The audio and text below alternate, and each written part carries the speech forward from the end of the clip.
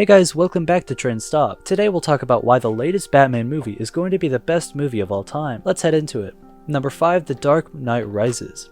Christopher Nolan was hesitant about returning to this series for a third film, but agreed after developing a story with his brother and Goyer that he felt would conclude the series on a satisfactory note. Nolan drew inspiration from Bang's comic book debut in 1993 Nightfall storyline, the 1986 series The Dark Knight Returns, and the 1999 story No Man's Land. Filming took place from May to November 2011 in locations including Jodhpur, London, Nottingham, Glasgow, Los Angeles, New York City, Newark, and Pittsburgh. Nolan used IMAX 70mm film cameras for much of the filming, including the first 6 minutes of film, to optimize the quality of the picture. A vehicle variation of the Batplane and Batcopter termed the Bat, an underground prison set, and a new Batcave set were created specifically for the film. As with The Dark Knight, viral marketing campaigns began early during production. When filming concluded, Warner Brothers refocused its campaign, developing promotional websites, releasing the first 6 minutes of the film, screening theatrical trailers, and sending out information regarding the film's plot. The Dark Knight Rises premiered in New York City on July 16th of 2012. The film was released in the United States and the United Kingdom on July 20th of 2012. The film received positive reviews, with praise being directed toward the performances, action sequences, screenplay, direction, musical score, and emotional depth, many critics deeming it as a satisfying conclusion to this trilogy. The consensus at Rotten Tomatoes calls it ambitious, thoughtful, and potent. The film grossed over $1 billion worldwide, making it the second film in the Batman film series to earn $1 billion. In addition to being Nolan's highest grossing film, it became the 7th highest grossing film of all time of its release, as well as the 3rd highest grossing film of 2012. It's pretty impressive to think about how this movie was created for a satisfactory role, but ended up winning so many awards and being one of the best films ever.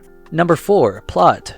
Bane, a mysterious militant leader and former member of the League of Shadows, abducts nuclear physicist Dr. Leonid Pavel from a CIA aircraft over Uzbekistan before crashing the aircraft. 8 years after the death of District Attorney Harvey Dent, Batman has disappeared. Organized crime has been eradicated in Gotham City thanks to the Dent Act giving expanded powers to the police. Commissioner James Gordon has kept Dent's murderous rampage as the vigilante Two-Face a secret and allowed blame for his crimes to fall on Batman. He has prepared a speech to read revealing the truth, but decides not to read it. Bruce Wayne has become a recluse, and Wayne Enterprises is losing money after Wayne discontinued his fusion reactor project when he learned that it could be weaponized. Seems very interesting, doesn't it? Bane sets up his base in the city sewers, and prompts Wayne's corporate rival John Daggett to buy Wayne's fingerprints. Cat burglar Selina Kyle obtains Wayne's prints from Wayne Manor for Daggett, but she is double-crossed at the exchange and alerts for the police. Gordon and the police arrive and pursue Bane and Daggett's henchmen into the sewers while Kyle flees. The henchmen capture Gordon and take him to Bane. Gordon escapes and is found by rookie officer John Blake. Blake, a fellow orphan who deduced Wayne's secret identity, confronts him and convinces him to return as Batman. We don't want to tell you too much about this movie because you should go watch it for yourself, but with an incredible plot like this movie has, especially the plot twists in the end, it's hard not to get overexcited and tell you everything about it.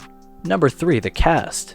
The cast is just as good as the plot. Without the cast, nothing would have come across like it was intended to, and the actors did an amazing job at setting the mood from Gotham into her own room. Tom Hardy, a mysterious and physically imposing revolutionary villain who was excommunicated from the League of Shadows, and portrays himself as a liberator of pain. Christian Bale, a billionaire socialite who dedicates himself to protecting Gotham City from its criminal underworld as a feared vigilante. Morgan Freeman and Anne Hathaway, a professional cat burglar. Do I even need to say more?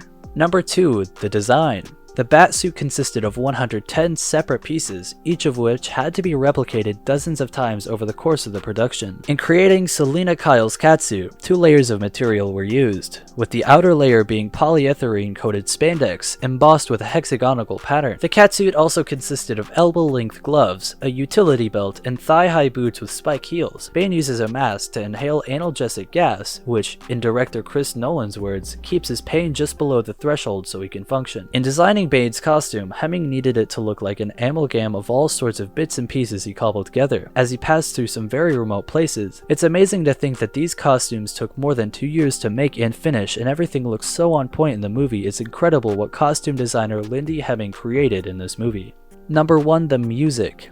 In an interview in October of 2010, composer Hans Zimmer confirmed that he would be returning to score The Dark Knight Rises. Zimmer included several cues from the earlier scores, but explains that he wanted to go in a completely different direction for Bane's theme. The film features a prevalent chant of the phrase Deshi Besara. In November of 2011, Zimmer crowdsourced online audio recordings of the chant to be used in the film's score. When asked about the chant for clarification, Zimmer said, "The chant became a very complicated thing because I wanted hundreds of thousands of voices, and it's not so easy to get hundreds of thousands of voices, so we tweeted and we posted on the internet for people who wanted to be part of it. It seemed like an interesting thing. We've created this world over the last 2 movies, and somehow I think the audience and the fans have been part of this world. We do keep them in mind. It's so cool that they included fans in the movie in this creative way, and it's just another reason why this movie is clearly the best." This brings us to the end of our video. I hope you enjoyed it. Hit like if you did, and don't forget to subscribe to our channel so that you don't miss any of our videos in the future. Also watch the 2 videos that are on your screen because I'm sure you'll love them. With that, I'll see you in the next video.